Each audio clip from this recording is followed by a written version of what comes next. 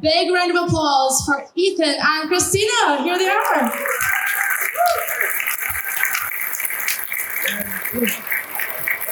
We have an extra special guest here. I know, it's so cute. Oh my God. Can we have a round of applause for the extra guest as well? So cute. There's your mic. There's your mic. Like, hello, come on up. How you all doing? I don't. Okay. It is on. Thanks for waiting. Sorry we're a little behind. Sorry about that. Anson and Jess will be here shortly. Ethan and Christina, are you enjoying meeting the fans so far this weekend? It's only been the first day. Oh yeah, 100%. Thank you all for coming to see us. I recognize some faces. What kind of things are people saying to you about Strange New Worlds then? Like, what's the feedback? That it's incredible. I mean, I don't want to be like, but everyone loves it. And the fact that I've asked quite a few people what their favorite thing about it is, and it's hard to pin down, which means that's great, which means there's so much of it they love, and it gives you so many different things. Yeah. Because every episode is, a different genre almost. Yeah. So there's something for everyone, I think. Good job. Yeah, good job. But you guys enjoyed it too, right? Yeah. I think you both did an excellent job. I really enjoyed the series. I was a massive Star Trek fan growing up. So I wanted to ask you guys, like, when you got the call to, be part of this world, were you like, shit? Was it like a holy crap moment? Yeah, I actually got notified via text message from the casting director, Orly Sidowitz. And the text message said, "Welcome aboard, Mr. Spock." And I had to sit down and was just like, oh no, like this is going to be very difficult and very crazy. Wow. What about you, Christina? Were you like, oh God? Yeah, so for me, I didn't know much about the Star Trek world, so which is kind of a good thing, because I think if I'd have known how good it was and how loved it was, I don't think I'd have gotten the role, because I'd have been too scared. So that was a blessing in disguise. So I've come to love the show through making the show, which is amazing. And Spock is such a beloved character, and I think you really made this one your own. Like you embodied something different, which I think is great. Was that? Did you look back at anything else and watch things again, or was that the intention, just to go in with you as Spock this time? I don't know that there was much of a plan. I didn't know what I auditioned for in the beginning of the process, so I knew that something about me was lending itself to their version, or this version of Spock. And then I watched a lot of the original series and got to figure a lot of it out on the day, as we say, each day, each scene. And the writers do a lot of legwork for us, I would say. hey, welcome. Yay, welcome. Anson and Jess. Hello. Hello. Welcome to us. Didn't invite us. Hello. Guys, we just got started. Can you recall, I was reading online that you guys said the sets were absolutely incredible. It must have been an amazing experience as actors to play and tell stories on these sets. Can you recall your first day on set, any of you? So clearly. I have a background in visual arts and installation work. So I really felt the immense amount of time that goes into these sort of things, but I feel like you have an understanding of when you've tried to build something like that before. It's just it's so insane, the amount of attention to detail and talent and resources that have gone into this set is unfathomable. And I remember walking into the medical bay, and my jaw just kind of dropped open, and I had just tears just rolling down my cheek. I'm oh my God, this is so immersive. It's so easy as a performer to get completely enveloped in the world because everything works. Nothing has been skipped over. It must have been so fun. So much fun. So much fun. Was it a lot of fun? There's a lot of serious moments, although there's moments of levity, absolutely, on Strange New Worlds, but there's a lot of serious moments there. But as a kind of cast, how would you sort of break up the tension? Like, what's the kind of, any sort of pranksters on set or any kind of... Okay. I don't know. Not too much, actually. I mean... Candy breaks. Oh. This feels like a prank. I don't know. I feel like we're always so focused and working. I mean, there's like a lot of like joking and levity in between takes. But yeah, we work pretty hard.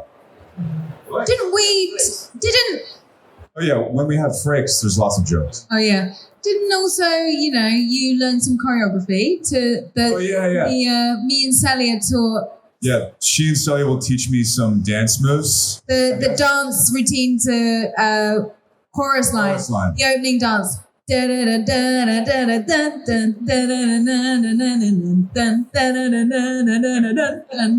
it. He knows it. He can do it. I do. I pulled one. If you want to have some fun, go on YouTube and type in Jonathan Frakes "Welcome Back, Kotter," and you will see a screen test from 1977 in black and white of a very young Jonathan Frakes auditioning for Welcome Back, Kotter. And with a horrible Southern accent. I don't know where that came from. But so I had our video playback team mock this up into a message from Starfleet and popped it on the screen in the middle of a take while he was on set. And much fun was had. Anson, you mentioned, I was watching an interview where you mentioned that and this is something I've often thought watching Star Trek through the years, that sometimes the technobabble is somewhat hard to get your brain around. Is there a particular line or phrase that you kind of thought, oh my God, this is really sticking me here? Yeah, I remember on the bridge. Remember, there's a bit on the bridge that there was a word that. Oh God, we're never going to remember it now. I don't know. It's almost like asking you to repeat a line from a medical procedural I did 15 years ago. It's very similar to that, and that's why a lot of the background artists you'll see in medical dramas are actually registered nurses, so that they can also be there as consultants to explain to you what you're talking about. Because that's the key, is you have to. Obviously, there are no actual Starfleet engineers, so you kind of have to decide what this stuff is, so that you have a mental image of it, so that you at least think you know what you're talking about in the moment. That's why I was kind of like, it's that kind of like complexity of the science, even, and it's fiction, science fiction. Do you get anyone? Is there any moments where you have to go, what does that actually mean? And does somebody explain it to you? You know, when you're reading the scripts and going, what the hell is that, blah, blah, blah, what is this doing? Yeah, and that's normally when we'll turn to the writers, help them to understand, the science behind what's actually happening. Yeah. Or you just have to make it up. Or do a Wikipedia search and make sure it's not something that's been spoken about in other Star Treks. There's a refrain we have in Star Trek that is kind of an overused device, in my opinion, that I'm convinced there's a way to turn this on its ear at some point in an episode, but we have this tendency to there's a situation and somebody comes up with the batshit craziest solution that means there's just a paragraph of gobbledygook, and another character goes, that has potential. That could work. I'm going to hand it over to fan questions in a second. But before I do, I would just want to ask, what do each one of you want to say to everyone here who's watched the show and loved the show? Thank you so much. It's such a pleasure to meet you, and honored that you're here and enjoy it. Yeah, obviously all of that. Thank you. And it's amazing to meet you all in person. I love that. And watch out for season 2, because it's going to be even better than season 1, I think. No. That's not what I want to say to you guys. I just want to say it's been so deeply moving, and I'm so appreciative of how we've all been welcomed into this universe so warmly and with such excitement and trust. And that is never going to be taken for granted. Like, your attention and your energy and your embrace is so special. And the community that you guys have made and are a part of is so, so wonderful and so supportive and an antidote to shame and a proponent of love and acceptance. And it feels really special to be a part of that. So thank you for that. Thanks. I think what all these guys said, the magic doesn't happen until you watch it. So it's not complete until you get your eyes on it, and the gift wrapping is torn away, and we get to experience it together as a family. When I first started doing Discovery, and the first convention I did was Las Vegas, and one after another, you guys would come up to me and say, "Welcome to the family, welcome to the family, welcome to the family." Not welcome to the franchise, not welcome to the convention, but welcome to the family. And you have a really beautiful ownership over this fandom, this material that, I wouldn't trade it for the world. So when I come to these things, I don't feel like, being a celebrity, whatever you want to call it, there's one of the weird effects is that there are these situations where you walk into a room and people give you high status for no reason. But here, I feel very much like I'm meeting equals and equal participants in what it is that we're trying to keep focused on that is beyond the storyline. It's more about what we want to be as a species. So thank you.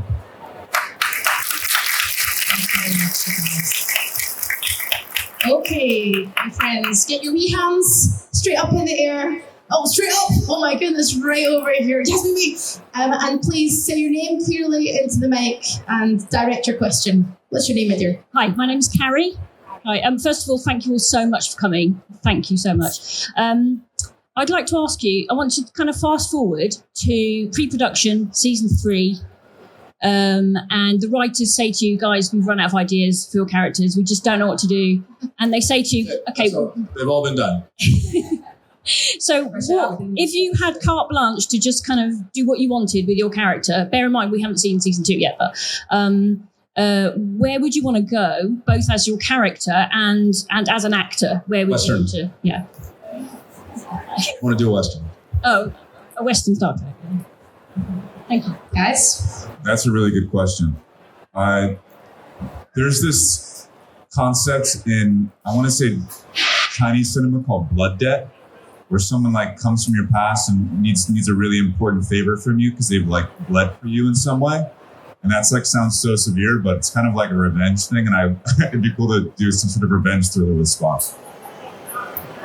I'd love to do an episode where we have to go underwater and we all actually have to learn to scuba dive and go underwater. And there's this alien, which is a kind of octopus type alien thing. And then ideally we film it in Mexico, in one of the cenotes, And yeah, we could do the underwater stuff in a pool in a studio or something like that, But then we do have to get the exterior shots in Mexico in the cenote. Yeah, probably in the summer. Have to go to Mexico. Yeah, we have to go to Mexico. Oh, you've got one. Oh no, hold on. Okay. Yes. What are you saying? Sorry, do you have more? No, that was it. I have been so married to the idea that we should do a Honey, I Shrunk the Kids episode. Yeah, where some of us have to get shrunk to go inside someone else's body, or we get lost on the ship because we're miniature. That classic trope. I really want to do that. I think it'd be really funny. I was also thinking that I'd love to do an Agatha Christie whodunit with Spock as the logical detective and Pike is the sort of the out of left field detective, or vice versa. Okay. Good answers, guys. I for one can't wait for the Mexican octopus episode. That's going to be great. Can't wait for that. Hands up in the air. Who's got another question? Okay, got one here. Okay. Hello, my friend. What's your name? What's your question? Hi, my name's Luke. Thank you all for being here. I'm sure everybody will say that. I wanted to ask you if you could talk a little about what it was like to play your characters in the Elysian Kingdom. as that was a nuts kind of out there episode. So I'm really interested to know what was enjoyable and what was challenging about that complete pivot in those characters. So much fun. The writers were, I don't know if it was clear, but the writers set out to make characters that were as opposite from our characters as possible. So that just in itself was fun. And I saw mine and I realized I'd played the character before. It was a recycled Polonius from graduate school that I did one time. It was fun to step back into those shoes. It was great. It was a great challenge. We had to manufacture these characters quite quickly. And the challenge was that they didn't get to live for very long. It was just like, I was there for maybe a day. So I just had to invent this woman and then kill her. Oh, well, they might come back. You never know. Maybe they might come back. Oh my God, I had the best time ever. Literally, it was my 5-year-old's dream to play this princess. The whole process of it, from getting the script, knowing, because I'd asked if, we could put her in it, and they were like, oh, we'll see what we can do. I didn't think it would actually happen. And then when the script came, then my makeup artist was like, have you seen the script? And I was like, no. And she showed me one page of it, and she was like, shh. And it had Runa's name on it. I was like, oh my God. So it was the whole process of going, because I had a huge dress, obviously I had to go to so many fittings, but she also had on the call sheet her fittings as well for her dress. So the only challenge about that was walking through hallways and dragging half of the scenery with me every time I walked down a hallway. And it was so heavy, wasn't it? I remember really I was trying to sit down in the hallway and have a rest. Yeah. And Ethan's robe too was pissing him off so bad. And the Keanu Reeves wig. Every time he moved, he was That like Keanu wig. That was a very hot and challenging costume. But playing the character was pretty relaxed because Spock is often burdened with a lot of technobabble, so I got to kind of chill out. But there's a scene that was cut that I knew they were gonna cut when we were shooting it, when we had to climb up the Jeffries tube. I made it into the blooper reel. Ethan had his staff and a lamp and the robe with the rungs that were coming to his shins, and he was just cussing. So mad trying to get up that Jeffries tube. And I was like, why are we shooting this? This is turning into a 15-minute scene. Thank you very much for your question. Good question. Hands up. Who's got another question? Right, straight at the back. Thank you very much, sir. What is your name, my friend, and what is your question? Hi, I'm Wayne. First of all, just want to say, love the show. It's by far and away the most Star Trek of the new Star Treks, and personally, I love it. Secondly, you've all joined this iconic franchise. Was there any concerns or fears that perhaps had to be put to rest amongst yourselves or from other people involved when you first got those offers? Yes. I was shitting myself for most of the first season, probably. It's just it's so immense. It's such an immense production. You're carrying such a huge legacy. We're playing characters that have existed before. Some of us was new, but yeah, you just feel the immensity of it, which I think is necessary to step into it with a grand kind of outlook. But as then you start to get used to it and you warm up and it becomes family and it's great. But yeah, very big. Yeah, I was really afraid to fail, to not meet expectations, to not be enough for the character, definitely. You almost didn't do it. Yeah, almost didn't do it. Because I guess as I didn't know that much about Star Trek, as I said, and due to personal reasons, I almost didn't take the job.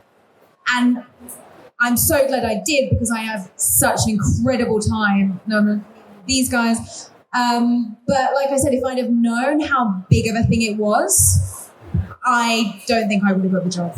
So, thank you. Yeah, it was a little difficult. Not difficult, just nerve-wracking. Stepping into Discovery when their engines were already cooking, and just not knowing if I was, as the new kid. But everybody was just so incredibly welcoming and supportive that it made up for it. Thank you very much, you guys. Thanks for your question. We've got time for one more question. If you're right at the front here. Hello, my friend. What's your name and what's your question? Hi, my name's Sean. Once again, fantastic show. The guy there saying that it's so close to original Star Trek and the classic Star Trek feel, the humour, the mixing between the characters is fantastic with all of you guys. Really excellent. Thank you. My question is, when you were on Discovery, I mean, as an audience member, I got a very strong feeling that you had to do something else, or they'd have to put your characters into another show, their own show, because it gelled so well. And I was just wondering if there was any inkling you had at that stage that you might have your own show, or whether it came later. I'm so sorry, I couldn't hear some of that. Do we get a sense that we would have our own show when we were doing Discovery? Yeah, that was helpful. Did we get a sense that we were going to get our own show when we were doing Discovery? I mean, not for me. I think they really rolled the dice with bringing, a new Spock onto the show, to recasting him. I'm not sure they knew how I would work out. I didn't have any sort of contract. I didn't know what to expect. So it's all just been like amazing. I was just saying, you probably didn't catch it, but as an audience member, I was watching it. I was thinking, this has got to have its own show, because you guys just nailed it. And it was definitely, you've got to have your own show. I was just wondering if you guys felt the same. Thanks. Yeah, I mean, we would, towards the end of season 2, I think Anson, Rebecca, Romaine, and I all felt like this could be a thing. We all get along really well. I think there's great chemistry here. And they spent a ton of money to build the Enterprise bridge, and we're like, we're spending a lot of money on this bridge. And then I said something about that to a producer, and they were like, what? Oh, yeah, I guess we are. It's like, Thank you very much for your questions. Can we have a round of applause for the questions? Guys. Thank you very much. You guys are incredible. Thank you. If you have anything else to say, or you want to go see these guys, they're here all weekend. Just go visit them at their table, just in the other hall there, tucked to the corner there. Guys, you've been absolutely brilliant. Thank you very, very much for your time. Guys, I want to hear a huge round of applause. Thank you.